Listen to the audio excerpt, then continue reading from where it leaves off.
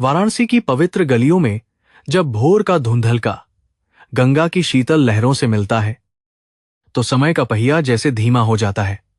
कस्तूरी के कांपते हुए हाथों में रेशम का वह बारीक धागा किसी पुरानी और अनकही वेदना की तरह उलझा हुआ था, जिसे वह हर रोज सुलझाने का निष्फल प्रयास करती थी। उसकी आंखों की ज्योति अब ढलती शाम की तरह मध्यम पड़ चुकी थी, मगर उसके भीतर का अटूट विश्वास आज भी उतना ही दीप्तिमान था जितना 2 दशक पहले था।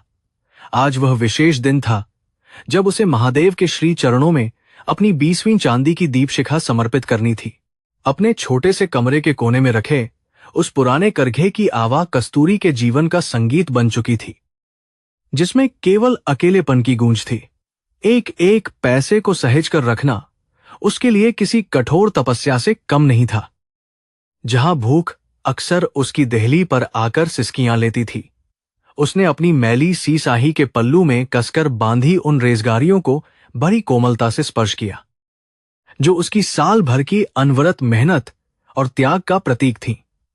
मोहल्ले के लोग उसे अक्सर सनकी या पगली कहकर पुकारते थे, जो खुद रूखी सूखी खाकर मंदिर में महंगा चावा चाने का ढोंग करती थी।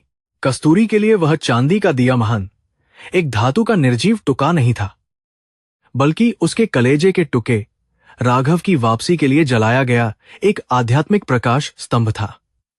जब वह मंदिर की ऊंची और सर्पिल सीढ़ियां चढ़ रही थी, तो उसके पैरों की फटी बिवाइयां और जर्जर घुटनों का असहनीय दर्द उसकी असीम श्रद्धा के समक्ष अत्यंत तुच्छ प्रतीत हो रहा था। हर सोपान पर वह अत्यंत धीमी आवाज में ओम नमः शिवाय का मंत्रोच्चार कर रही थी, मानो वह हर अक्षर के साथ अपने बिछड़े हुए पुत्र के अदृश्य स्पर्श के थोले और करीब पहुंच रही हो। घाटों पर गूंजते शंखों और घंटियों के तुमुल नाद ने उसके हृदय की स्पंदन को एक नई और ऊर्जावान लय प्रदान की, जिसे केवल एक विरहिणी मां ही अनुभव कर सकती थी।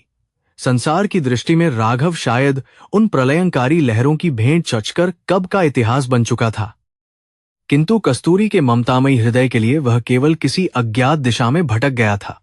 उसे पूर्ण विश्वास था कि महादेव उसकी अटूट भक्ति और इन 20 वर्षों के कठिन सब्र का फल एक दिन अवश्य देंगे, और उसका बेटा वापस आएगा और उसकी सूनी गोद भरेगा। उस कालजयी मंदिर के गर्भगृह में प्रवेश करते ही उसे अगरबत्ती और चंदन की वह चिरपरिचित सुगंध मिली, जिसने उसके दुखों को पल भर के लिए शांत कर दिया। पुजारी शांतिलाल जी ने जब उस दुर्बल वृद्धा को देखा, तो उनकी आंखों में करुणा और सम्मान का एक अनूठा संगम उभर आया, जो शब्दों से परे था। वे जानते थे कि कस्तूरी का यह संघर्ष केवल एक धार्मिक अनुष्ठान नहीं, बल्कि एक मां की आत्मा की पुकार है, जो विधाता के विधान को चुनौती दे रही थी। उन्होंने बिना कुछ कहे उसके कांपते हाथों से वह सुंदर चांदी का दिया ले लिया। वह चांदी का दिया अपनी चमक से पूरे अंधेरे कोने को आलोकित कर रहा था, जिसमें कस्तूरी ने अपने रक्त और पसीने की कमाई को पिघलाकर ढाल दिया था। पुजारी जी ने जब उस दिए के आधार को देखा, तो वहां सूक्ष्म अक्षरों में राघव नाम खुदा हुआ था, जो इस बात का प्रमाण था कि मां की स्मृति कभी धुंधली नहीं होती।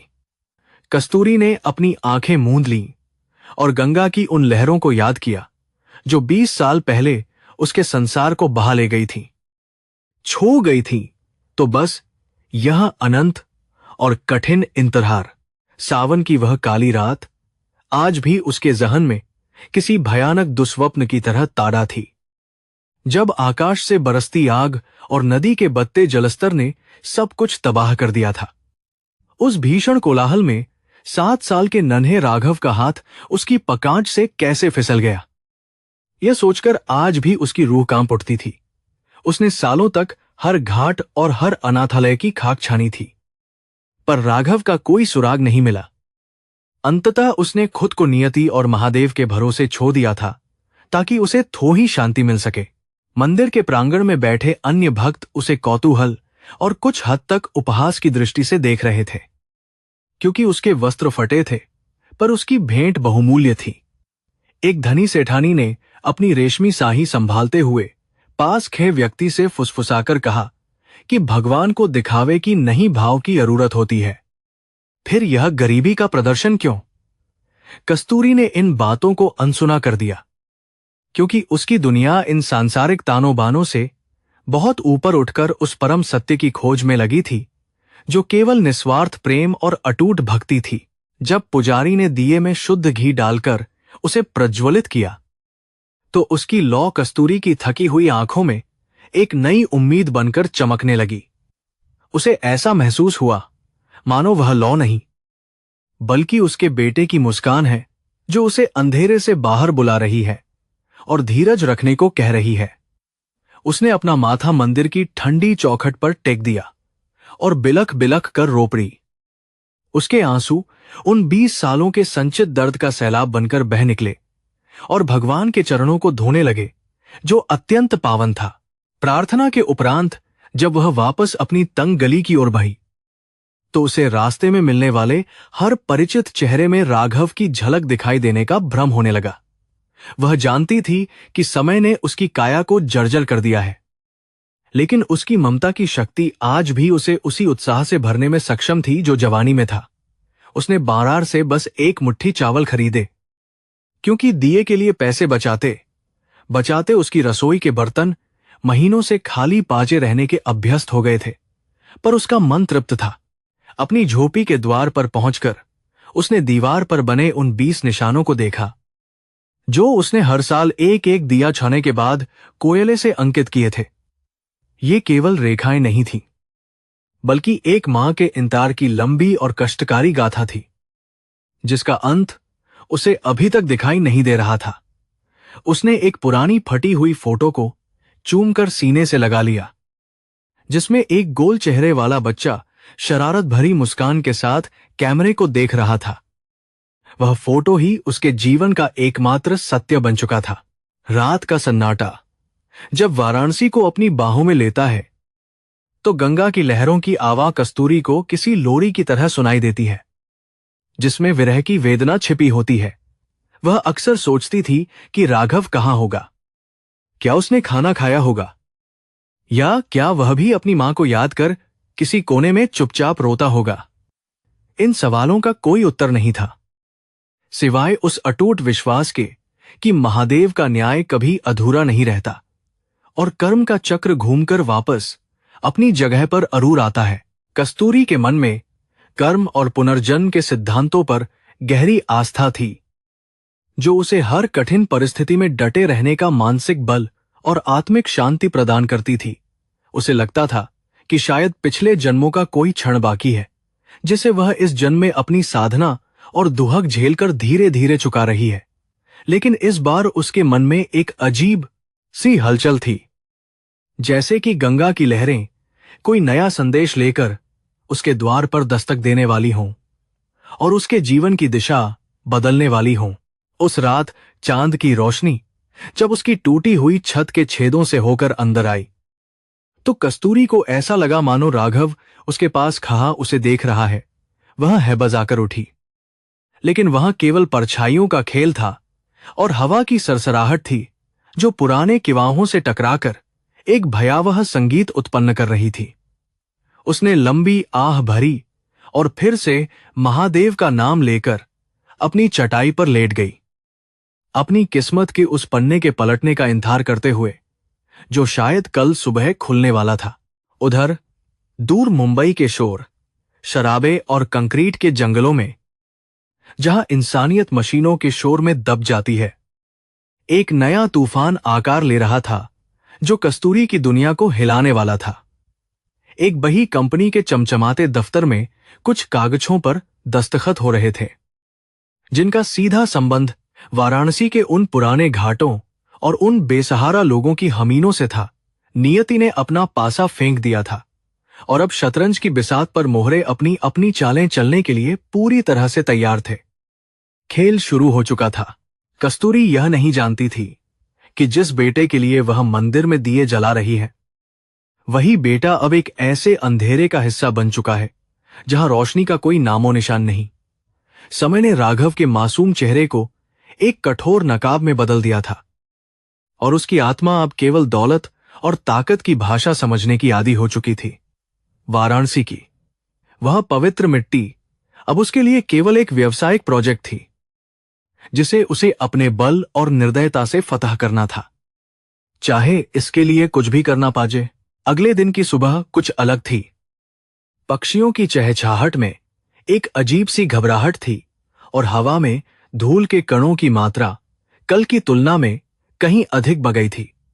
कस्तूरी जब गंगा स्नान के लिए घाट पर पहुंची तो उसने देखा कि कुछ अजनबी लोग भारी मशीनों और नक्शों के साथ वहां की गलियों का मुआयना कर रहे थे।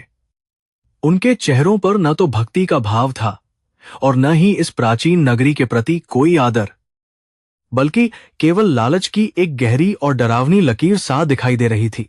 शहर में यह चर्चा आग की तरह फैल गई कि कॉरपोरेट जगत के बने लोग यहां के घाटों का आधुनिकीकरण करने के नाम पर गरीबों की बस्तियों को उजाड़ने की योजना बना रहे हैं। कस्तूरी के दिल में एक अज्ञात भय ने घर कर लिया, क्योंकि उसकी छोटी सी झोपड़ी और वह मंदिर ही तो उसके अस्तित्व का अंतिम सहारा बचे थे। उसे लगा कि शायद महादेव उसकी परीक्षा ले रहे हैं, या फिर यह उसके अटूट धैर्य की अंतिम और सबसे कठिन अग्निपरीक्षा की शुरुआत होने वाली है, जो उसे भीतर तक झकझोर देगी।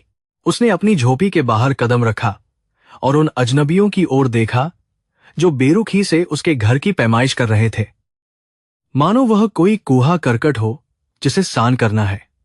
उनमें से एक व्यक्ति जो सबसे आगे था और जिसकी आंखों में बर्फ जैसी ठंडक थी, वह राघव ही था, जिसे अब दुनिया रुद्र के नाम से जानती थी। वह अपनी मां के सामने खसा था, मगर न तो वह उसे पहचान पाया और न ही उसके भीतर की कोई ममता जागी, क्योंकि वह अब एक पत्थर बन चुका था। सूरज अपनी पूरी तपिश के साथ आसमान के बीचों बीच आ गया था और वाराणसी के घाटों पर जैसे एक युद्ध की तैयारी का आभास होने लगा था, जो धर्म और अधर्म के बीच था। कस्तूरी ने अपने भीतर की सारी शक्ति बटोरी और अपने घर की दहलीज पर खड़ी हो गई, यह ठानकर कि वह अपनी आस्था और यादों को इतनी आसानी से मिटने नहीं देगी। उसे नहीं पता था कि उसका खोया हुआ बेटा ही उसका विनाशक बनकर उसके सामने खचा है, और यह कर्म की सबसे क्रूर विडंबना होने वाली थी। शाम होते होते कस्तूरी ने फिर से मंदिर की ओर रुख किया, जहां उसकी 20वीं चांदी की दिया अब भी धीमी लौ के साथ जल रही थी, मानो वह आने वाले तूफान की चेतावनी दे रही हो। उसने पुजारी जी की ओर देखा, जिनकी आंखों में भी वही चिंता व्याप्त थी जो पूरे मोहल्ले के लोगों के चेहरों पर स्पष्ट रूप से दिखाई दे रही थी। उस रात वाराणसी की शांत हवाओं में एक भारीपन था, जो भविष्य में होने वाले बड़े बदलावों और दिल दहला देने वाली घटनाओं का एक स्पष्ट संकेत मात्र था। कस्तूरी ने मंदिर की सीढ़ियों पर बैठकर गंगा की धारा को निहारा, जो हजारों सालों से सब कुछ बहते हुए देखती आ रही है और हमेशा खामोश रहती है। उसे लगा कि उसकी प्रार्थना शायद अब उस मोड़ पर पहुंच गई है जहां शब्दों की आवश्यकता नहीं रह जाती, बल्कि केवल आत्मा का मौन संवाद ही ईश्वर तक पहुंचता है। वह नहीं जानती थी कि कल जब सूरज उगेगा तो वह उसके जीवन का सबसे बड़ा सच और सबसे बड़ा दर्द एक साथ लेकर उसके आंगन में दस्तक देने वाला है। रात के अंतिम पहर में कस्तूरी को एक सपना आया, जिसमें राघव छोटा बच्चा बनकर उसकी गोद में खेल रहा था और अचानक वह एक विशाल साये में बदल गया। वह पसीने से तरबतर होकर उठी और महादेव के नाम का जाप करने लगी।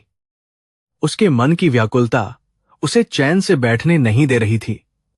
उसे महसूस हुआ कि कुछ बहुत बड़ा घटने वाला है, कुछ ऐसा जो उसकी 20 साल की तपस्या का अंत करेगा या उसे एक नई और अनपेक्षित दिशा की ओर ले जाएगा जो रहस्यमय था। उधर रुद्र ने अपनी डायरी में उन मकानों की सूची पर लाल निशान लगाया जिन्हें कल सुबह ढाया जाना था, और उस सूची में कस्तूरी की झोपड़ी का नंबर सबसे ऊपर था। उसने अपनी खिड़की से बाहर देखा, जहां वाराणसी की रोशनियां गंगा के पानी में झिलमिला रही थीं, पर उसके दिल में उस सुंदरता के लिए कोई जगह नहीं थी। उसके लिए यह शहर केवल एक लक्ष्य था जिसे भेदना था। और उसकी रूह के दरवाजे उन यादों के लिए पूरी तरह बंद थे जो कभी उसकी मां ने सहेजी थीं।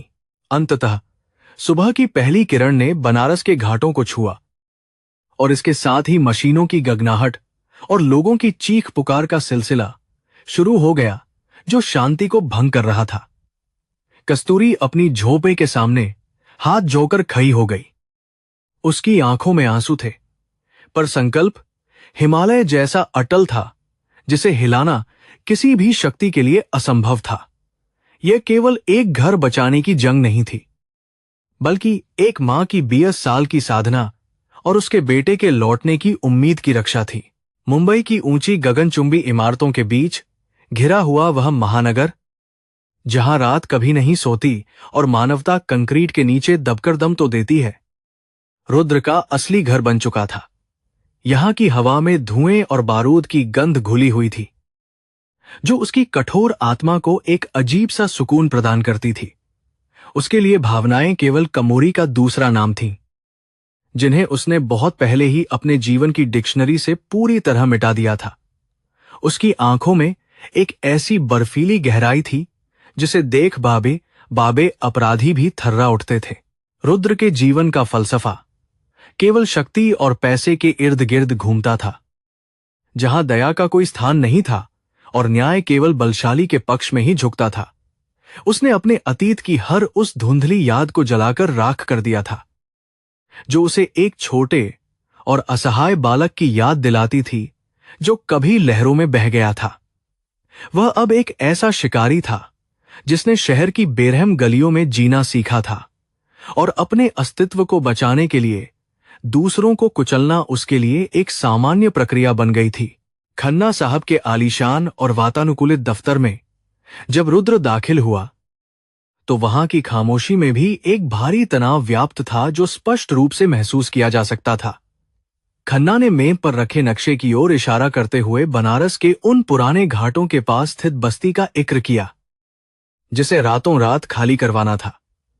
रुद्र ने उन फाइलों को बिना किसी हिचकिचाहट के उठा लिया, मानो वह किसी मासूम की जिंदगी का फैसला नहीं, बल्कि कागन का एक साधारण पुलिंदा मात्र था जिसे निपटाना था।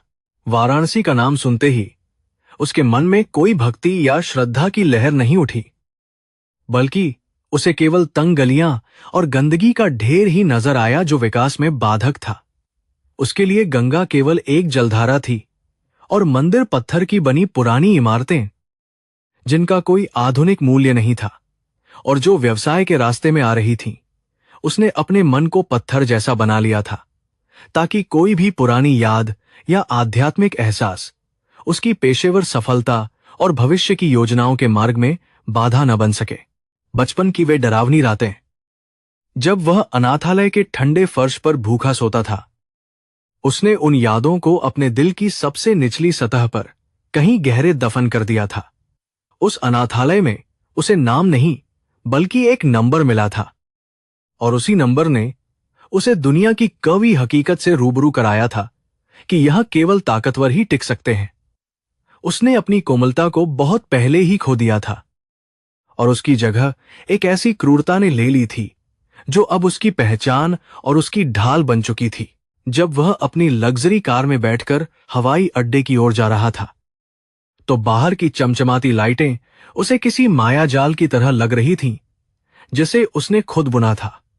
उसके सूट की क्रीज जितनी साफ थी, उसका अतीत उतना ही मैला और उलझा हुआ था, लेकिन उसे इसकी कोई परवाह नहीं थी क्योंकि वह केवल वर्तमान में जीता था। वाराणसी जाने का विचार उसके लिए केवल एक बिजनेस ट्रिप था, जहां उसे अपनी कंपनी के मुनाफे के लिए कुछ 100 लोगों के आशियाने उजाड़ने का जिम्मा मिला था। हवाई जहाज की खिड़की से बादलों को देखते हुए उसे एक पल के लिए वह पानी का शोर याद आया जो उसे नींद में अक्सर डराता था, लेकिन उसने उसे झटक दिया। वह नहीं जानता था कि वह उसी शहर की ओर लौट रहा है जहां उसकी जानें आज भी किसी बूढ़ी मां के आंसुओं से सींची जा रही थीं और इंतजार कर रही थीं। नियति का खेल इतना सूक्ष्म था कि जिस व्यक्ति को वह खुद समझ रहा था वह वास्तव में उस बालक का एक विकृत रूप था जो कभी प्रेम का भूखा था। वाराणसी के हवाई अड्डे पर उतरते ही जो पहली चीज उसने महसूस की वह थी यहां की हवा में मौजूद वह सौंधी महक और अगरबत्तियों का हल्का सा एहसास जो उसे अजीब लगा। उसने अपना चश्मा चजाया और अपने बॉडीगार्ड्स को सख्त लहजे में निर्देश दिए कि उन्हें बिना किसी देरी के सीधे उस विवादित जमीन पर पहुंचना है जहां बस्ती बसी थी। उसके चेहरे पर एक भी शिकन नहीं थी, मानो वह किसी पवित्र भूमि पर नहीं बल्कि किसी युद्ध के मैदान में कदम रख रहा हो जहां उसे जीतना था। होटल के अपने आलीशान कमरे में चेक इन करने के बाद उसने खिड़की से दूर दिखते घाटों को देखा जहां दियों की रोशनी पानी की सतह पर नाच रही थी और मंत्रोच्चार गूंज रहा था। उस दृश्य में एक शांति थी जो उसके भीतर के कोलाहल को चुनौती दे रही थी। लेकिन उसने तुरंत पर्दा गिरा दिया और नक्शों का अध्ययन करने लगा जो अधिक जरूरी थे। उसे उन लोगों की परवाह नहीं थी जो पीढ़ियों से वहां रह रहे थे। उसके लिए वे केवल अवैध अतिक्रमणकारी थे जिन्हें हटाना आवश्यक था। अगली सुबह जब वह अपनी टीम के साथ उन तंग गलियों में घुसा तो उसे लोगों की घृणा भरी निगाहों का सामना करना पड़ा, लेकिन उसने उन्हें पूरी तरह से नजरअंदाज कर दिया। उसे वह छोटी सी बस्ती और उसके पास स्थित वह प्राचीन मंदिर दिखाई दिया जो उसके प्रोजेक्ट के बीच में एक बाह्य रुकावट की तरह खड़ा हुआ था। उसने मन ही मन फैसला कर लिया कि सबसे पहले इसी मंदिर और इसके आसपास के घरों को मींदो करना होगा ताकि लोगों का मनोबल पूरी तरह टूट जाए। उसने अपने जूते की धूल झांची और एक नफरत भरी नर उस घर पर डाली जहां कस्तूरी अपने करघे पर बैठकर किसी आने वाले अनिष्ट की आशंका में ईश्वर से प्रार्थना कर रही थी। उसे इस बात का वरा भी एहसास नहीं था कि जिस चौखट को वह तोड़ने आया है वहीं उसने अपना बचपन बिताया था और वहीं उसकी मां रहती थी। उसका दिल अब किसी भी संवेदना के लिए बंद था और उसकी आत्मा केवल विनाश के उन आदेशों को पूरा करने के लिए छटपटा रही थी जो उसे मिले थे। बस्ती के लोग एकजुट होकर विरोध कर रहे थे, लेकिन रुद्र के लिए यह कोई नई बात नहीं थी क्योंकि उसने इससे भी बजे और उग्र आंदोलनों को अपनी ताकत से कुचला था। उसने पुलिस बल को आगे बढ़ने का इशारा किया और खुद एक किनारे खड़े होकर उस तमाशे को देखने लगा जैसे कोई शतरंज का खिलाड़ी अपने प्यादों को चलते हुए देखता है। चीख पुकार और रोने की आवाजें उसके कानों तक पहुंच रही थीं, मगर वे उसे विचलित करने के बजाय उसके अहंकार को और भी अधिक संतुष्ट कर रही थीं। एक बूढ़ा आदमी उसके पास आया और हाथ जोकर विनती करने लगा कि यह जगह उनकी आत्मा है, पर रुद्र ने बिना उसे देखे ही धकेल दिया और आगे बढ़ गया। उसके भीतर की इंसानियत मर चुकी थी, या शायद वह किसी गहरी कोठरी में बंद थी जिसकी चाबी उसने खुद ही कहीं गहरे समुद्र में फेंक दी थी ताकि वापस न मिले। उसके लिए विकास का अर्थ केवल ऊंची इमारतें और मॉल थे, न कि उन लोगों की भावनाएं और यादें जो यहां की मिट्टी में रची बसी थीं। तभी उसकी नजर उस महिला पर पड़ी जो अपने घर के सामने एक चट्टान की तरह अडिग खड़ी थी, जिसके चेहरे पर डर नहीं बल्कि एक अजीब सा तेज और संकल्प था।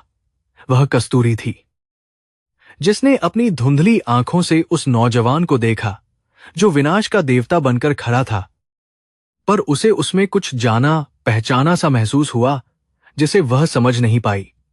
रुद्र को भी एक पल के लिए अजीब सी बेचैनी हुई, जैसे कोई पुराना घाव अचानक से टीस मार उठा हो, पर उसने उसे वहम मान लिया। यह सब कल सुबह तक साफ हो जाना चाहिए, उसने अपने असिस्टेंट से कहा, और उसकी आवाज में वही बर्फीली कठोरता थी जो किसी भी तर्क या प्रार्थना को सुनने को तैयार नहीं थी। उसने उस मंदिर की ओर देखा जहां चांदी का वह दिया जल रहा था, जिसकी लौ हवा के झोंकों से लन रही थी पर बुझ नहीं रही थी, मानो वह भी विरोध कर रही हो।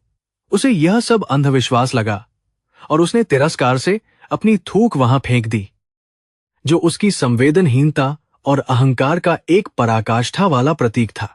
उस शाम जब वह वापस लौटा तो उसके सिर में एक अजीब सा दर्द होने लगा था, जो उसे चैन से बैठने नहीं दे रहा था।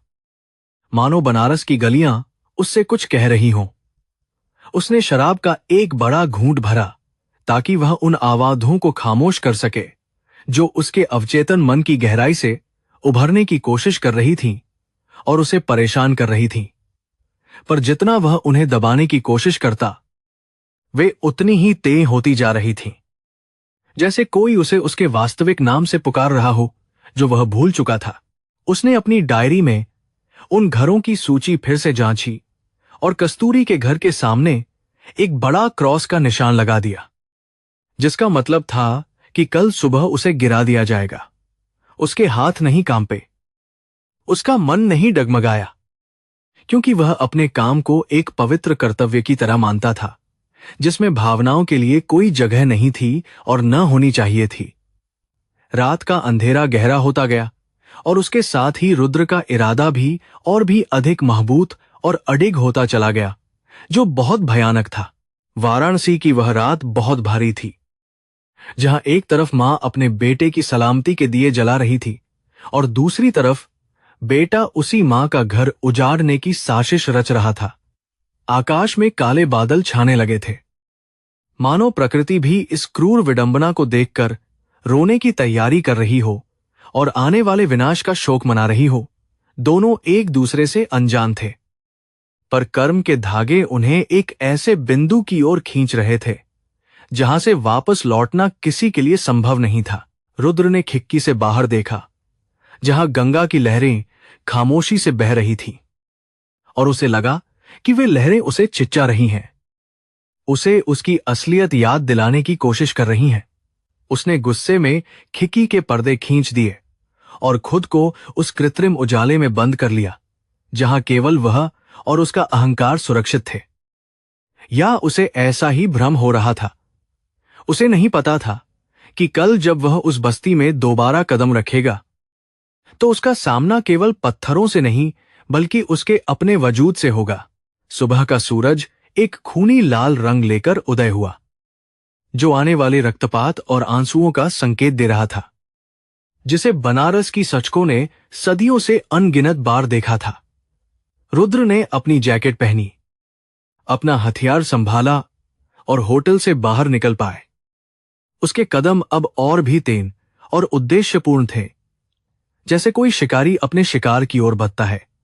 उसकी आंखों में वह चमक थी जो केवल विनाश करने की शक्ति से आती है, और उसे अपनी इस असीम ताकत पर बड़ा नाज और घमंड था।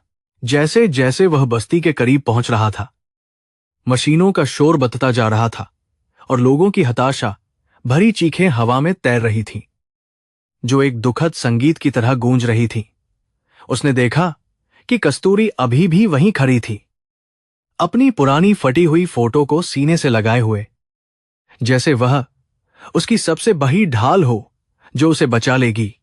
रुद्र के होंठों पर एक उपहास भरी मुस्कान आई, क्योंकि वह जानता था कि कुछ ही घंटों में यहां केवल धूल और मलबे का ढेर बचा होगा।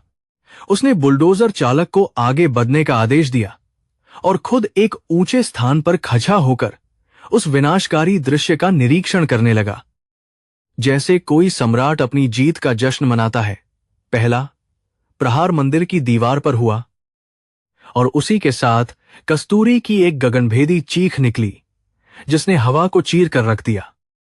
पर रुद्र का दिल नहीं पसीजा। उसे लगा कि यह केवल एक पुरानी बाधा का अंत है, पर वह यह नहीं देख पाया कि यह उसके अपने पतन की शुरुआत होने वाली थी। जब धूल का गुबार उठा और पत्थर गिरने लगे, तो कस्तूरी अपनी जान की परवाह किए बिना उस गिरती हुई दीवार की ओर दौड़ी, ताकि वह अपने विश्वास के प्रतीक को बचा सके। रुद्र ने यह देखा और एक पल के लिए उसका हाथ हवा में ही रुक गया।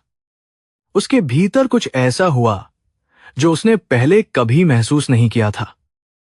एक टीस, पर उसने अपनी उस कमोरी को झटक दिया और चिल्लाकर अपने आदमियों को आदेश दिया कि उस बुढ़िया को रास्ते से हटाओ, चाहे उसे चोट ही क्यों न लग जाए। वह क्षण आ गया था जहां नियति ने अपना सबसे भयानक पत्ता चला था, और दो आत्माएं जो कभी एक थीं, अब एक दूसरे के विनाश के आमने सामने खड़ी थीं। वाराणसी के उस पवित्र कोने में जहां कभी लोरियां गूंजती थीं, अब केवल मशीनों का शोर और एक मां की बेबस पुकार थी, जो महादेव को न्याय के लिए पुकार रही थी। और ऊपर आसमान में काले बादलों के पीछे से बिजली कैकी, मानो ब्रह्मांड इस अधर्म को देखकर क्रोधित हो उठा हो और अपना फैसला सुनाने वाला हो।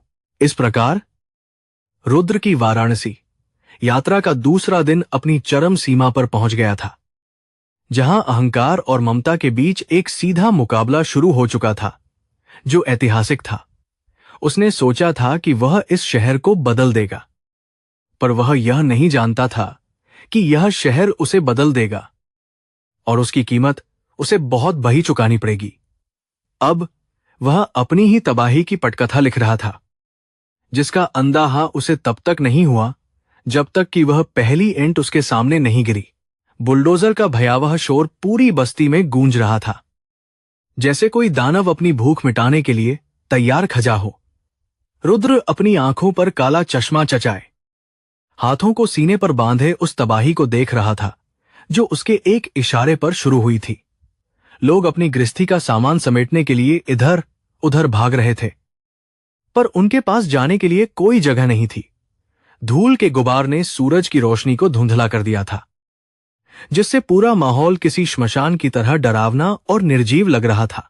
कस्तूरी अपनी झोपड़ी की दहलीम पर एक दीवार की तरह खड़ी थी, कहा जैसे वह ईंटों के इस ढेर को अपनी ममता से बचा लेगी। उसके सूखे होंठ लगातार शिव का नाम जप रहे थे, और उसकी आंखें उस नौजवान की ओर टिकी थीं जो विनाश का नायक बना हुआ था। उसे समझ नहीं आ रहा था कि इस लड़के के चेहरे में उसे क्या दिख रहा था, जो उसे डराने के बजाय भीतर से बेचैन कर रहा था। उसकी रूह जैसे उसे कोई पुराना और भूला हुआ गीत सुनाने की कोशिश कर रही थी। रुद्र ने अपने मातहतों को चिल्लाकर कहा कि इस बुढ़िया को यहां से हटाओ, हमें समय सीमा के भीतर यह काम पूरा करना है। दो पुलिस वालों ने कस्तूरी के कमजोर कंधों को पकाकर उसे खींचने की कोशिश की, पर वह टस से मस नहीं हुई। उसके पैरों ने जैसे उस मिट्टी को पकड़ लिया था जहां उसका जीवन बीता था और जहां उसने अपने बेटे का इंतजार किया था। उसकी आंखों से निकले आंसू उसकी झुर्रियों वाली गालों पर एक नया रास्ता बना रहे थे, जो बहुत पीड़ादायक था। दोपहर की चिलचिलाती धूप अब असहनीय होती जा रही थी, और बनारस की सड़कों से उठती गर्मी रुद्र के धैर्य की परीक्षा ले रही थी।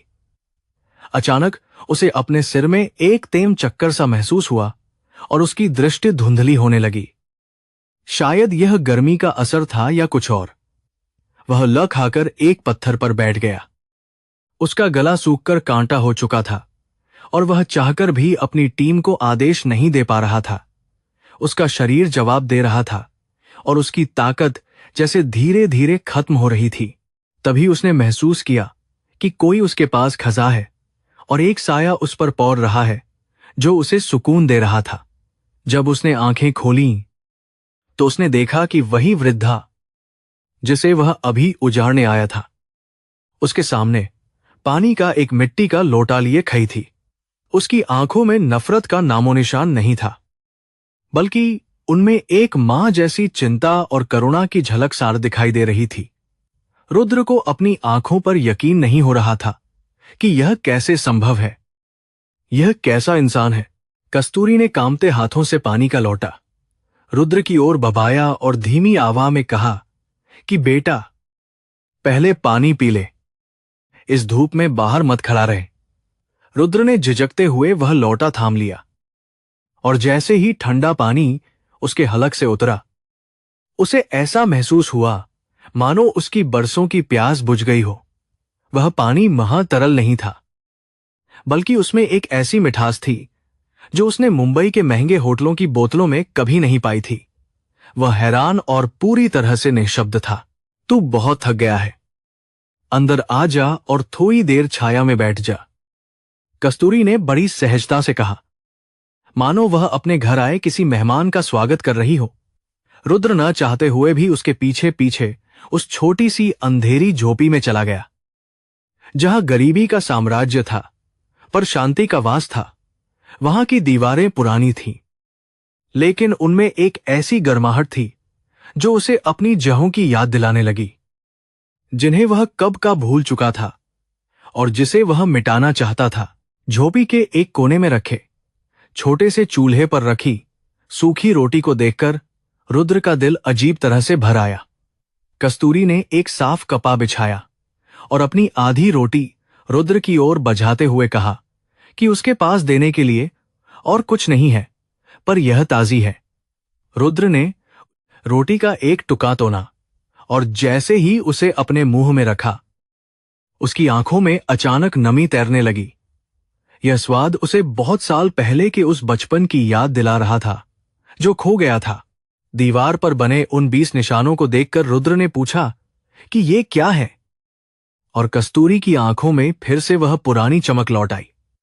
उसने बताया कि ये उसके बेटे राघव के इंतजार के साल हैं, जिसके लिए वह हर साल मंदिर में चांदी का दिया छाती है। रुद्र का हाथ वह रोटी खाते हुए रुक गया और उसके सीने में एक अजीब सी हलचल होने लगी, जिसे वह समझ नहीं पा रहा था। उसे लगा कि जैसे कोई रहस्यमयी धागा उसे इस अनजानी बुढ़िया से जोड़ने की कोशिश कर रहा है।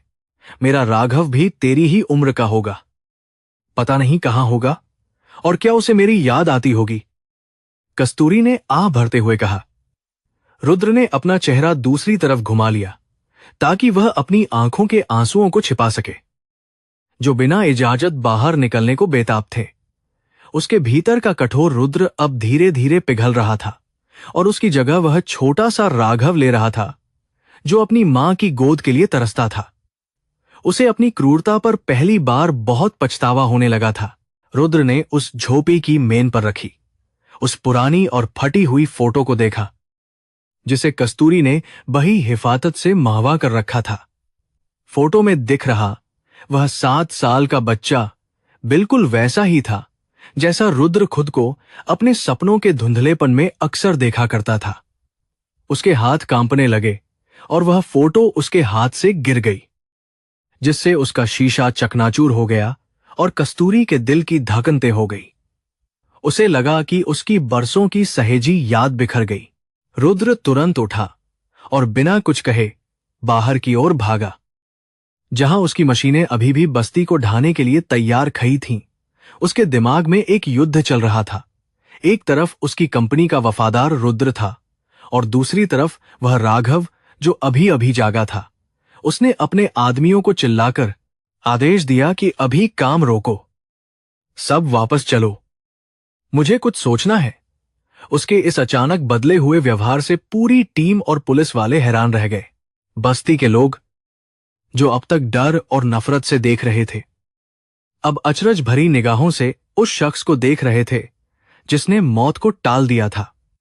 रुद्र अपनी गाड़ी में बैठा और ड्राइवर से उसे वापस होटल ले जाने को कहा, पर उसकी नजरें अभी भी उस झोपड़ी पर टिकी थीं। उसे ऐसा महसूस हो रहा था मानो उसने अपनी मां को फिर से छोड़ दिया है, और इस बार का दर्द उस बांध से भी कहीं अधिक गहरा और जानलेवा था। उसका विवेक उसे बुरी तरह से झकझोर रहा था। होटल के बंद कमरे में रुद्र ने खुद को कैद कर लिया और उन कागजों को फाड़ना शुरू कर दिया जिन पर उसने कल गर्व से दस्तखत किए थे। उसे महसूस हुआ कि उसकी सारी दौलत और ताकत उस सूखी रोटी और मिट्टी के लोटे के पानी के सामने कितनी तुच्छ और बेमानी थी। उसने अपनी पूरी जिंदगी दूसरों को कुचलने में बिता दी थी, पर आज एक निर्बल वृद्धा ने अपनी ममता से उसे पूरी तरह से परास्त कर दिया था। वह फूट फूट कर रोने लगा। वह रात रुद्र के लिए सबसे लंबी और भयानक रात थी, जहां उसके पाप उसे किसी डरावनी परछाई की तरह घेरे हुए थे और उसे चैन नहीं लेने दे रहे थे। उसने सोचा कि वह अपनी मां को सच बताएगा, पर फिर उसे लगा कि क्या वह उसे इस रूप में स्वीकार करेगी, एक विनाशक के रूप में।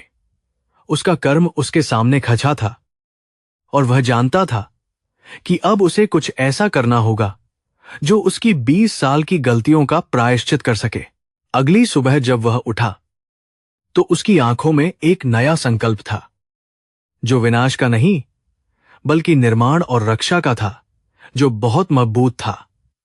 उसने फैसला किया कि वह उस बस्ती को नहीं गिरने देगा, चाहे इसके लिए उसे अपने बॉस खन्ना या पूरी कानूनी व्यवस्था से ही क्यों न लड़ना पड़े।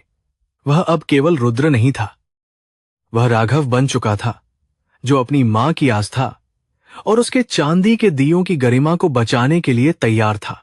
वह फिर से उस बस्ती में पहुंचा, पर इस बार वह बुलडोजर के साथ नहीं, बल्कि एक सुरक्षा कवच बनकर लोगों के साथ खजा होने आया था। उसने अपने बॉस को फोन किया और साफ शब्दों में कह दिया कि यह प्रोजेक्ट बंद किया जाए, वरना वह कंपनी के सारे काले कारनामे उजागर कर देगा। यह एक खुली बगावत थी, जिसका अंजाम वह अच्छी तरह जानता था, पर उसे अब अपनी जान की कोई परवाह नहीं थी। उसे बस अपनी मां को बचाना था। कस्तूरी ने जब उसे दोबारा देखा तो उसे लगा कि शायद यह फिर से तबाही मचाने आया है, पर रुद्र के चेहरे की शांति ने उसे कुछ और ही संकेत दिया। उसने उसके पास जाकर उसके पैर छुए, जो कि एक संस्कारी भारतीय पुत्र का धर्म होता है, और कस्तूरी के हाथ अपने आप उसके सिर पर आशीर्वाद देने को उठ गए। उस स्पर्श ने जैसे रुद्र की आत्मा के सारे घाव भर दिए और उसे एक नई ऊर्जा से भर दिया जो असीम थी। बस्ती के लोगों में खुशी की लहर दौड़ गई जब उन्हें पता चला कि अब उनका घर नहीं टूटेगा और यह साहब अब उनके पक्ष में खड़ा है। लेकिन रुद्र जानता था कि यह इतनी आसानी से खत्म होने वाला नहीं है, क्योंकि खन्ना साहब बहुत ताकतवर और खतरनाक इंसान थे जो हार नहीं मानते। उसे पता था कि अब उसकी जान खतरे में है, पर उसे इसकी कोई चिंता नहीं थी, क्योंकि उसने अपनी मां को पा लिया था। वह खुश था। वाराणसी के उस घाट पर बैठकर उसने गंगा मैया से प्रार्थना की कि उसे अपनी मां की सेवा करने का एक मौका और दिया जाए, ताकि वह प्रायश्चित कर सके। उसने उन चांदी के दियों की चमक को याद किया जो कस्तूरी ने महादेव को चचाए थे, और उसे लगा कि शायद उन्हीं दियों ने उसे सही रास्ता दिखाया है। वह अब अपनी मां के पास लौट आया था, पर अभी उसकी असली परीक्षा का अंतिम अध्याय आना बाकी था, जो विनाशकारी होने वाला था। शाम को उसने कस्तूरी के साथ बैठकर वही सूखी रोटी खाई, पर इस बार उसमें उसे दुनिया का सबसे स्वादिष्ट भोजन महसूस हो रहा था, जो तृप्ति दे रहा था। कस्तूरी उसे देख रही थी और उसका मन कह रहा था कि यह कोई पराया नहीं है, यह उसकी अपनी कोख का हिस्सा है जो भटक कर घर आया है। दोनों की आंखों में आंसुओं की भाषा थी, जिसे शब्दों की जरूरत नहीं थी, और वह पल उन दोनों के लिए बहुत ही पावन था। लेकिन अचानक कुछ गाड़ियां बस्ती के बाहर रुकीं और उनमें से कुछ हथियारबंद लोग बाहर निकले, जिन्हें खन्ना ने रुद्र को खत्म करने के लिए भेजा था। रुद्र समझ गया कि उसकी मौत अब करीब है, पर उसने मुस्कुराकर अपनी मां की ओर देखा और उसे अंदर जाने को कहा ताकि वह सुरक्षित रहे। उसने अपने हाथ में एक छड़ उठाई और अकेले ही उन गुंडों का सामना करने के लिए तैयार हो गया। अपनी मां की रक्षा के लिए पूरे मोहल्ले में अफरातफरी मच गई, पर रुद्र एक योद्धा की तरह लौ रहा था। उसकी हर चोट में उसके पापों की मुक्ति छिपी हुई थी और उसे दर्द नहीं हो रहा था। उसने एक एक करके सबको पीछे धकेला, पर दुश्मनों की संख्या बहुत अधिक थी और वे निर्दयी थे जो केवल खून के प्यासे थे। कस्तूरी अपनी झोपड़ी की खिड़की से यह सब देख रही थी और उसका दिल राघव राघव की पुकार कर रहा था, जो अब सच होने वाली थी। एक गोली चली और रुद्र के सीने को चीरती हुई निकल गई, जिससे वह खून से लथपथ होकर अपनी मां की चौखट पर ही गिर पा, जो बहुत दर्दनाक था। कस्तूरी बाहर की ओर दौड़ी और उसका सिर अपनी गोद में रख लिया। उसकी आंखों से गंगा की तरह आंसू बह रहे थे, जो रुकने का नाम नहीं ले रहे थे। रुद्र ने अपनी आखिरी सांसें गिनते हुए अपनी मां का हाथ पकड़ा और उसके चेहरे पर एक ऐसी शांति थी जिसे देखकर खुदा भी रो पड़े। उसने धीमी आवाज में अपनी मां से मारी मांगी और बताया कि वही उसका राघव है, जिसके लिए उसने 20 सालों तक मंदिर में दिए जलाए थे। कस्तूरी के लिए यह पल दुनिया का सबसे बड़ा सुख और सबसे बड़ा दुख एक साथ लेकर आया था, जहां उसने अपना बेटा पाया और तुरंत खो दिया। रुद्र की आंखें हमेशा के लिए बंद हो गईं, पर उसके चेहरे पर वह मुस्कान थी जो बता रही थी कि उसका कर्म अब सफल हो गया है। रुधिर से लथपथ रुद्र अपनी मां की देहली पर गिर पड़ा था, पर वह गोली जानलेवा नहीं थी, केवल कंधे को छूकर निकल गई थी। कस्तूरी ने अपनी सारी शक्ति लगाकर उसे भीतर खींचा और पुराने दरवाजे को मजबूती से बंद कर दिया, जबकि बाहर उन हमलावरों की गालियां और शोर साज सुनाई दे रहा था। उसके कांपते हाथों ने तुरंत हल्दी और नीम का लेप तैयार किया, जो बनारस के हर घर में एक अचूक औषधि मानी जाती थी। उसके मन में केवल एक ही प्रार्थना थी कि महादेव उसके इस बेटे की जान बचा लें। जब रुद्र को होश आया तो उसके कानों में करघे की वह मंद मंद आवाज गूंज रही थी, जो किसी लोरी जैसी प्रतीत होती थी। उसने अपनी आंखें खोली और खुद को उसी तंग झोपड़ी में पाया, जहां दीवार पर जलता हुआ एक छोटा सा मिट्टी का दिया पूरे कमरे को रहस्यमयी रोशनी से भर रहा था। उसके घाव पर बंधी सफेद पट्टी पर खून का धब्बा अब सूख चुका था, पर उसके दिल का घाव अभी भी तारा था और टीस मार रहा था। उसने धीरे से उठने की कोशिश की, पर पूरे शरीर में असहनीय पीड़ा दौड़ गई। उसकी नजर एक बार फिर दीवार पर बनी उन 20 काली रेखाओं पर भी, जो कोयले से बड़ी बारीकी से खींची गई थीं। अब वह जानता था कि ये महज लकीरें नहीं थीं, बल्कि एक मां के इंतजार की एक एक सांस का हिसाब थीं, जो उसने अपने बेटे के लिए खर्च की थी। हर रेखा एक कठिन साल की गवाही दे रही थी, जिसमें कस्तूरी ने अपनी भूख और प्यास को मारकर केवल एक उम्मीद को हिंदा रखा था। रुद्र को महसूस हुआ कि उसकी रूह उन रेखाओं के बोझ तले दबी जा रही थी और उसे सांस लेना भारी हो रहा था। कस्तूरी पास ही बैठी माला जप रही थी। उसकी आंखें बंद थीं, पर चेहरे पर एक असीम शांति थी, जिसे देखकर रुद्र का अहंकार चकनाचूर हो गया। उसने पहली बार गौर किया कि मां के हाथ कितने खुरदरे और फटे हुए थे, जो साड़ बता रहे थे कि उन्होंने कितनी मेहनत की थी। वे हाथ जिन्होंने कभी उसे बचपन में गोद में खिलाया था, अब केवल प्रार्थना और श्रम के लिए बने थे। उसे अपनी पूरी मुंबई वाली जिंदगी एक तमाशा लगने लगी, जहां उसने केवल विनाश और स्वार्थ की भाषा सीखी थी। रात के सन्नाटे में रुद्र चुपके से उठा और अपनी चोट की परवाह किए बिना उस प्राचीन मंदिर की ओर चल पा, जो घर के बिल्कुल पास ही था। मंदिर के गर्भगृह में अब भी वही शांति व्याप्त थी, पर रुद्र के लिए अब सब कुछ बदल चुका था, क्योंकि उसका नजरिया बदल गया था। पुजारी शांतिलाल जी वहां अकेले बैठे ध्यान लगा रहे थे। जब उन्होंने खून से स्नेह कपों में रुद्र को देखा, तो वे डरे नहीं, बल्कि मंद मंद मुस्कुराने लगे।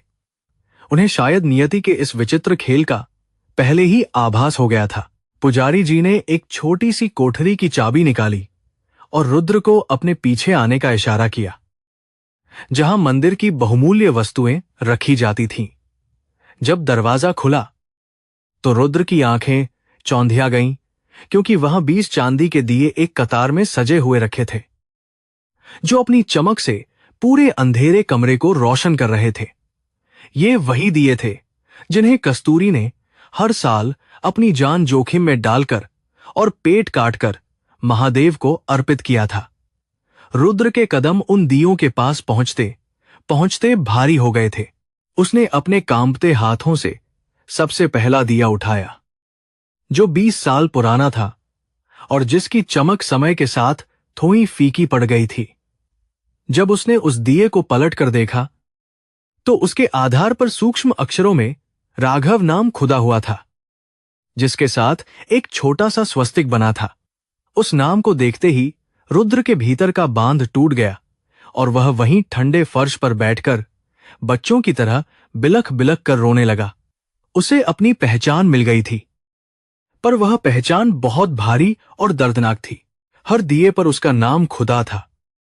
मानो कस्तूरी ने महादेव को यह याद दिलाने के लिए यह जुगत लगाई थी कि वे उसके बेटे को न भूलें। रुद्र को याद आया कि कैसे वह मुंबई में लोगों के घर उजाड़ता था और उनकी यादों को मलबे में तब्दील कर देता था, जबकि यह उसकी मां उसकी सलामती के लिए चांदी के रूप में अपनी ममता को अमर कर रही थी। उसे महसूस हुआ कि वह अब रुद्र नहीं रह गया है, बल्कि वही 7 साल का राघव है जो अपनी मां की उंगली छोकर लहरों में बह गया था। पुजारी जी ने उसके कंधे पर हाथ रखा और कहा कि बेटा, मां की दुआ कभी खाली नहीं जाती। महादेव ने तुम्हें वापस लाने के लिए उसे ही जरिया बनाया है। रुद्र ने पुजारी जी के पैर पकड़े लिए और उनसे पूछा कि क्या वह कभी इस पाप से मुक्त हो पाएगा जो उसने एक विनाशक बनकर किया है। पुजारी जी ने शांत स्वर में कहा कि प्रायश्चित की शुरुआत सत्य को स्वीकार करने से होती है और अब समय आ गया है कि वह अपनी मां के सामने अपनी असलियत उजागर कर दे। जब वह वापस झोपड़ी में पहुंचा तो कस्तूरी द्वार पर ही बैठी उसका इंतजार कर रही थी। जैसे उसे पता था कि वह मंदिर गया था, उसने रुद्र के चेहरे की ओर देखा, जहां अब वह कठोरता नहीं थी बल्कि एक मासूम बालक जैसी व्याकुलता और प्रेम का सागर उमड़ रहा था। रुद्र उसकी गोद में अपना सिर रखकर सो गया और उस रात उसे वैसी नींद आई जो उसे पिछले 20 सालों में कभी नसीब नहीं हुई थी। उसे लगा कि वह दुनिया के सबसे सुरक्षित और पवित्र स्थान पर आ गया है। अगले दिन की सुबह बनारस में एक नया संदेश लेकर आई, जहां हवाओं में भी एक अजीब सा सुकून और ठहराव महसूस हो रहा था। रुद्र ने तय कर लिया था कि वह अब और इंतजार नहीं करेगा और अपनी मां को वह सब कुछ बता देगा जो उसके दिल में दबा हुआ था। उसने वह पुरानी फटी हुई फोटो उठाई और उसे ठीक करने की कोशिश की, जो कल उसके हाथ से गिरकर टूट गई थी। उसने महसूस किया कि फोटो तो टूट सकती है, पर मां का विश्वास कभी नहीं टूट सकता। उसने कस्तूरी का हाथ अपने हाथ में लिया और उसे वह चांदी का दिया दिखाया जो वह मंदिर से चुपके से उठा लाया था, जिस पर उसका नाम राघव लिखा था।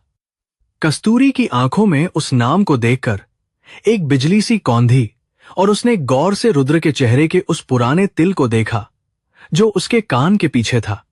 वह तिल ही उसके बेटे की असली पहचान थी, जिसे समय और उम्र भी नहीं मिटा पाए थे और जो उसकी आंखों के सामने अब साफ झलक रहा था। राघव, मेरा राघव। कस्तूरी की आवाज कांप रही थी और उसके शब्दों में 20 साल का वह सारा दर्द सिमट आया था जो उसने झेला था। रुद्र ने केवल सिर हिलाया और उसे सीने से लगा लिया और उस पल झोपड़ी की दीवारें भी जैसे उस मिलन की साक्षी बनकर खुशी से झूम उठी थीं। वहां कोई शब्द नहीं थे, केवल सिसकियां थीं और एक मां का वह स्पर्श था जो अपने खोए हुए लाल को दोबारा पाने की खुशी में उसे पूरी तरह भिगो रहा था। लेकिन सुख का यह पल बहुत छोटा था, क्योंकि रुद्र जानता था कि बाहर की दुनिया अभी भी उसका शिकार करने के लिए घात लगाए बैठी है और उसे चैन नहीं लेने देगी। उसे पता था कि खन्ना के गुंडे और पुलिस उसे ढूंढ रहे होंगे, क्योंकि उसने कंपनी के साथ विश्वासघात किया था और प्रोजेक्ट को रोक दिया था। उसने अपनी मां से वादा किया कि वह अब उसे छोड़कर कहीं नहीं जाएगा, चाहे इसके लिए उसे यमराज से ही क्यों न लड़ना पड़े। रुद्र ने अपने पुराने संपर्क साधने शुरू किए ताकि वह उस कंपनी के भ्रष्टाचार के सबूत इकट्ठा कर सके और इस बस्ती को कानूनी रूप से हमेशा के लिए सुरक्षित कर सके। उसने अपनी जान हथेली पर रखकर उन फाइलों को हासिल करने की योजना बनाई जो उसने कभी मुंबई में खुद तैयार की थीं और जो बहुत गोपनीय थीं। उसका मिशन अब केवल खुद को बचाना नहीं था, बल्कि उन सैकड़ों परिवारों को बचाना था जिनकी दुआएं अब उसके साथ थीं और उसे शक्ति दे रही थीं। कस्तूरी ने उसे तिलक लगाया और महादेव का भभूत उसके माथे पर मलते हुए कहा कि जा बेटा, धर्म की रक्षा कर, तेरी मां का आशीर्वाद तेरे साथ है। उस आशीर्वाद में वह शक्ति थी जो बगे से बगे हथियार को विफल कर सकती थी। और रुद्र को अब अपनी मौत का भी डर नहीं लग रहा था, क्योंकि उसने अपनी मां का प्यार पा लिया था। उसने एक योद्धा की तरह अपने शस्त्र संभाले और उस अंतिम लड़ाई के लिए तैयार हो गया जो निर्णायक थी। वाराणसी के घाटों पर शाम की आरती शुरू हो चुकी थी और शंखों की आवाज ने पूरे वातावरण को एक दिव्य ऊर्जा से भर दिया था जो बहुत प्रभावशाली थी। रुद्र ने देखा कि कुछ संदिग्ध गाजियां फिर से बस्ती की ओर बाढ़ रही थीं और उनमें वही लोग थे जो कल उसे मारने आए थे। उसने अपनी मां को पुजारी जी के संरक्षण में मंदिर के भीतर भेज दिया, जहां वे सबसे सुरक्षित थे, और खुद अकेला सड़क पर आ गया। उसके हाथ में अब कोई बंदूक नहीं थी, बल्कि वही चांदी का दिया था जिसे वह एक मशाल की तरह पखे हुए था, जो सत्य और अहिंसा का प्रतीक था। उसने गुंडों के सरदार से बात करने की कोशिश की, पर वे लोग केवल हिंसा की भाषा जानते थे और उन्होंने तुरंत अपनी बंदूकें तान दी। रुद्र की आंखों में डर का लेशमात्र भी नहीं था, क्योंकि वह जानता था कि आज या तो वह बचेगा या यह अन्याय का साम्राज्य हमेशा के लिए खत्म हो जाएगा। तभी एक अजीब घटना घटी। बस्ती के हारों लोग लाठियां और मशालें लेकर रुद्र के पीछे आकर खड़े हो गए, एक अटूट दीवार की तरह जिसे गिराना नामुमकिन था। लोगों की एकता ने उन भाषे के गुंडों के हौसले पस्त कर दिए, क्योंकि वे केवल कमोरों पर वार करना जानते थे। संगठित शक्ति के सामने वे डरपोक थे। रुद्र ने महसूस किया कि यह वही कर्म का फल है जो उसने पिछले कुछ दिनों में कमाया था और जो अब उसे सुरक्षा दे रहा था। पुलिस की गाजियां भी सायरन बजाती हुई वहां पहुंच गईं, पर इस बार वे रुद्र को गिरफ्तार करने नहीं, बल्कि उन अपराधियों को पकड़ने आई थीं जिनके खिलाफ रुद्र ने सबूत भेजे थे। खन्ना का पूरा साम्राज्य ताश के पत्तों की तरह ढह गया, क्योंकि सच्चाई की जीत हमेशा होती है, चाहे रास्ता कितना ही कठिन और कांटों भरा क्यों न हो। रुद्र ने चैन की सांस ली और उसने उस चांदी के दिए को आसमान की ओर उठाकर महादेव का शुक्रिया अदा किया। रात के समय जब सब शांत हो गया, तो रुद्र और कस्तूरी मंदिर की सीढ़ियों पर बैठकर गंगा की बहती धारा को देख रहे थे, जो बहुत शीतल और सुंदर थी। कस्तूरी ने कहा कि आज मेरा 20 साल का उपवास पूरा हुआ, क्योंकि मेरा बेटा न केवल शरीर से बल्कि मन से भी वापस लौट आया है। रुद्र ने मां के चरणों में अपना सिर रख दिया और उसे महसूस हुआ कि असली स्वर्ग कहीं और नहीं, बल्कि मां के चरणों की धूल में ही छिपा हुआ है। उसने तय किया कि वह अब मुंबई वापस नहीं जाएगा, बल्कि यहीं रहकर इन गरीबों की सेवा करेगा और अपनी मां के साथ अपनी बाकी की जिंदगी शांति से बिताएगा। उसने उन चांदी के दियों को फिर से प्रज्वलित किया, और इस बार वे दिए किसी की वापसी के लिए नहीं, बल्कि समाज में ज्ञान और प्रेम का प्रकाश फैलाने के लिए जल रहे थे। वाराणसी की उस रात में एक नया सवेरा छिपा था, जो आने वाली पीढ़ियों के लिए एक मिसाल बनने वाला था। रुद्र ने अपने हाथ के उस टैटू को देखा जो उसने मुंबई में बनवाया था, और उसे अब वह एक पुराने केंचुली की तरह लग रहा था जिसे उसने अब त्याग दिया था। उसकी नई पहचान अब केवल राघव थी। वह राघव जो अपनी मां का लाडला था और जिसके लिए पूरा बनारस अब उसका अपना परिवार बन चुका था। उसने गंगा की मिट्टी को अपने माथे पर लगाया और एक नई शुरुआत का संकल्प लिया, जो निस्वार्थ और बहुत पवित्र था। कस्तूरी की आंखों में अब आंसू नहीं थे, बल्कि एक ऐसी चमक थी जो उन चांदी के दियों की रोशनी को भी मात दे रही थी और उसके चेहरे को आलोकित कर रही थी। उसे लगा कि उसकी तपस्या सफल हो गई है और कर्म का चक्र घूमकर वापस वहीं आ गया है जहां से यह 20 साल पहले एक भयानक तूफान के साथ शुरू हुआ था। मां और बेटे की वह जोई अब बनारस के घाटों पर एक प्रेरणा बन गई थी, जिसे हर कोई आदर से देखता था। अंततः उस चांदी के प्रकाश ने उन सभी अंधेरे कोनों को साल कर दिया था, जहां कभी नफरत और लालच ने अपना डेरा जमाया हुआ था और लोगों को डराया था। राघव ने अपनी मां का हाथ थामकर उस नए भविष्य की ओर कदम बढ़ाए, जहां केवल प्रेम, त्याग और भक्ति का ही शासन होने वाला था, जो बहुत महान था। और गंगा मैया खामोशी से बहती रहीं, जैसे वे इस महागाथा के अंतिम सुखद अध्याय को अपनी लहरों में समेटकर सागर की ओर ले जा रही हों। वाराणसी की सुबह अब पहले जैसी नहीं थी। इसमें एक नई आशा की किरण और पुरानी स्मृतियों का संगम साफ दिखाई दे रहा था। राघव, जो कभी रुद्र बनकर विनाश का पर्याय बन चुका था, अब अपनी मां कस्तूरी के साथ गंगा के किनारे शांति की खोज कर रहा था। उसके शरीर के घाव तो भर रहे थे, पर आत्मा का शुद्धिकरण अभी बाकी था, क्योंकि कर्म का चक्र बहुत जटिल होता है। कस्तूरी की आंखों में जो खुशी थी वह हजारों चांदी के दियों की रोशनी से भी कहीं अधिक चमकदार और गहरी थी। लेकिन शहर के ऊंचे दफ्तरों में खन्ना साहब का गुस्सा अभी शांत नहीं हुआ था, क्योंकि उनके लिए व्यापार हारना एक अपमान था। उन्होंने अपने सबसे वफादार और खतरनाक लोगों को बनारस भेजा। इस बार आदेश केवल डराने का नहीं, बल्कि जड़ से मिटाने का था।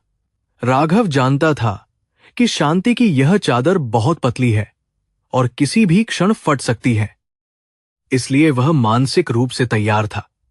उसने अपनी मां को मंदिर के सुरक्षित प्रांगण में रहने की सलाह दी, ताकि वह निश्चिंत होकर मुकाबला कर सके। अमावस्या की वह रात बहुत घनी और डरावनी थी, जब पूरा बनारस गहरी नींद में सोया हुआ था और केवल गंगा की लहरें शोर कर रही थीं।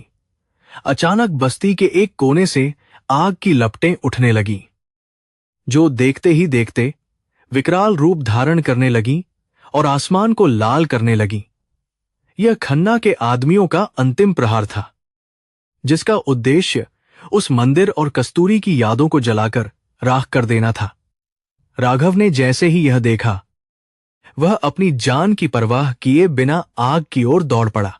जब मंदिर के चारों ओर आग की लपटें उठने लगीं, तो राघव ने बिना सोचे समझे भीतर छलांग लगा दी, ताकि वह उन 20 चांदी के दियों को बचा सके।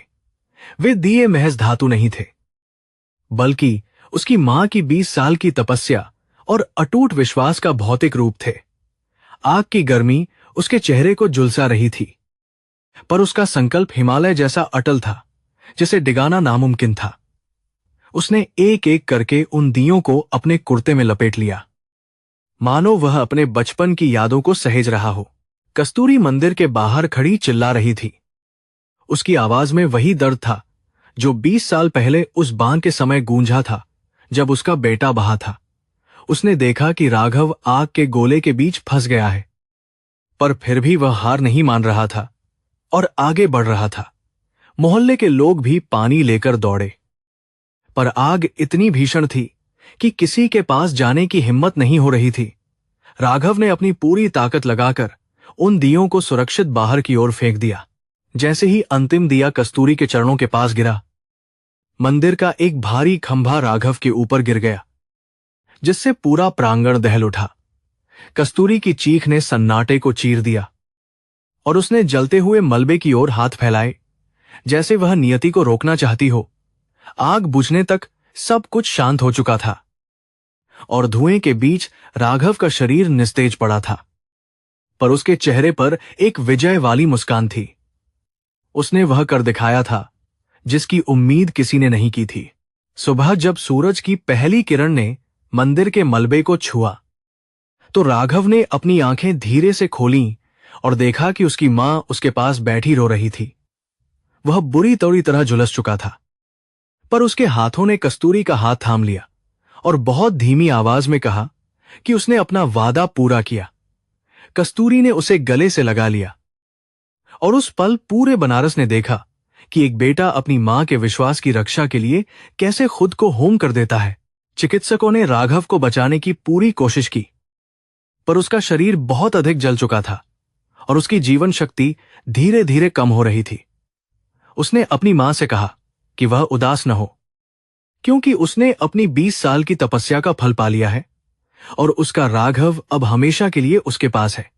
वह मरकर भी अमर होने वाला था, क्योंकि उसकी इस महान कुर्बानी ने हजारों लोगों के दिलों में आस्था की नई ज्योत जला दी थी, जो बहुत प्रेरणादायक थी। राघव की मृत्यु के बाद उस बस्ती को एक मॉडल कॉलोनी के रूप में विकसित किया गया और उस मंदिर का जीर्णोद्धार किया गया जहां कस्तूरी रहती थी। वह अब केवल एक मां नहीं थी, बल्कि पूरे शहर के लिए त्याग और धैर्य का एक जीवंत उदाहरण बन चुकी थी, जिसका हर कोई सम्मान करता था। चांदी के वे 20 दिए अब मंदिर के मुख्य द्वार पर सजे थे, जो हर आने जाने वाले को राघव की वीरता और मां की ममता की अद्भुत कहानी सुनाते थे। कस्तूरी ने अपने जीवन के अंतिम वर्षों में एक अनाथालय की स्थापना की, ताकि कोई भी बच्चा राघव की तरह भटक न जाए और अपनी जड़ों से दूर न हो। वह हर शाम उन चांदी के दियों को जलाती और महसूस करती कि उसका बेटा उसकी आत्मा के आसपास ही कहीं मौजूद है और उसे आशीर्वाद दे रहा है। उसके लिए राघव मरा नहीं था, बल्कि वह उन दियों की लौ में बस गया था जो कभी नहीं बुझने वाली थीं और हमेशा चमकेंगी। किसी ने सोचा भी नहीं था कि जिस बेटे को मां 20 साल से ढूंढ रही थी, वह खुद उसका विनाश करने आएगा और फिर उसी का रक्षक बनकर शहीद हो जाएगा। यह कर्म का वह चक्र था जिसे समझना इंसानी दिमाग के लिए बहुत कठिन है। पर महादेव के दरबार में न्याय हमेशा सटीक और पूर्ण होता है। राघव का बलिदान व्यर्थ नहीं गया, क्योंकि उसने अपने पापों का प्रायश्चित अपनी मां की मुस्कान और उन गरीबों की दुआओं से प्राप्त कर लिया था। वाराणसी के इतिहास में इस घटना को एक स्वर्णिम अध्याय के रूप में दर्ज किया गया, जहां एक मां की भक्ति ने एक पत्थर दिल इंसान को देवता बना दिया। हर साल अब वहां एक बड़ा उत्सव मनाया जाता है, जहां लोग उन चांदी के दियों के दर्शन करने आते हैं और राघव के बलिदान को याद करते हैं। कस्तूरी की झोपड़ी अब एक तीर्थ बन गई थी, जहां से केवल शांति और प्रेम की लहरें उठती थीं और सबको तृप्त कर देती थीं। गंगा मैया की लहरें आज भी जब घाटों से टकराती हैं, तो उनमें कस्तूरी की प्रार्थना और राघव की वीरता की गूंज साफ सुनाई देती है, जो बहुत मार्मिक है। समय बीतता गया, पर यह कहानी अमर हो गई, क्योंकि इसमें एक मां का सच्चा इंतजार और एक पुत्र का महान आत्म साक्षात्कार छिपा हुआ था। काशी की गलियों में आज भी वह खुशबू बसी है, जो हमें याद दिलाती है कि दुनिया में सबसे बड़ी शक्ति केवल निस्वार्थ प्रेम और सच्ची भक्ति ही है। कस्तूरी जब अपनी अंतिम सांसें ले रही थी, तो उसने देखा कि गंगा के बीच से राघव हाथ फैलाए उसे बुला रहा है, बिल्कुल वैसा ही जैसा वह बचपन में करता था। उसकी आंखों में कोई डर नहीं था, केवल एक गहरी संतुष्टि थी कि उसने अपना कर्म बखूबी निभाया और अब वह अपने लाल से मिलने जा रही थी। वह पल बहुत ही शांत और अलौकिक था, मानो स्वर्ग के द्वार खुद उस महान मां का स्वागत करने के लिए खुल गए हों। अंततः कस्तूरी और राघव की आत्माएं उस परम तत्व में विलीन हो गईं, जहां न कोई बिछोह है और न ही कोई दर्द, बस अनंत शांति है। उनके पीछे रह गए वे चांदी के दिए, जो आज भी बनारस की अंधेरी रातों में एक उम्मीद बनकर जलते हैं और बताते हैं कि प्यार कभी हारता नहीं। यह कहानी केवल एक मां और बेटे की नहीं, बल्कि उस शाश्वत सत्य की है जो हमें अंधकार से प्रकाश की ओर ले जाने का मार्ग प्रशस्त करता है। चांदी के वे 20 दिए अब 21 हो चुके थे, क्योंकि कस्तूरी की वसीयत के अनुसार राघव की अस्थियों से बना एक नया दिया भी उनमें शामिल कर दिया गया था। वह 21वां दिया सबसे अधिक चमकता था, मानो वह उन 20 वर्षों के इंतजार का पूर्ण विराम हो और एक नए युग की शुरुआत का प्रतीक हो। बनारस के हर घर में अब कस्तूरी और राघव की मिसाल दी जाती है, जो हमें सिखाती है कि कर्म ही सर्वोपरि है और प्रेम ही भगवान है। पूरा शहर उस दिन मौन रहा जब कस्तूरी की अंतिम यात्रा गंगा के घाटों की ओर बढ़ी, जहां हजारों लोगों ने नम आंखों से उसे विदाई दी, जो बहुत भावुक थी। पुजारी शांति लाल जी ने कहा कि ऐसी महान आत्माएं सदियों में एक बार आती हैं, जो अपने दुख से दुनिया को सुख देने का मार्ग दिखाती हैं। उसकी चिता की राख को जब गंगा में प्रवाहित किया गया, तो पूरी नदी जैसे चांदी की तरह चमकने लगी थी, जो एक चमत्कार था। वाराणसी की वह पवित्र मिट्टी आज भी उस बलिदान की गवाह है, जो एक मां की ममता और बेटे के पश्चाताप के बीच संपन्न हुआ था और अमर हो गया। हवाओं में आज भी वही मंत्रोच्चार गूंजता है, जो कस्तूरी हर रोज मंदिर की सीढ़ियों पर बैठकर किया करती थी और जिसे राघव ने अंत में अपनाया।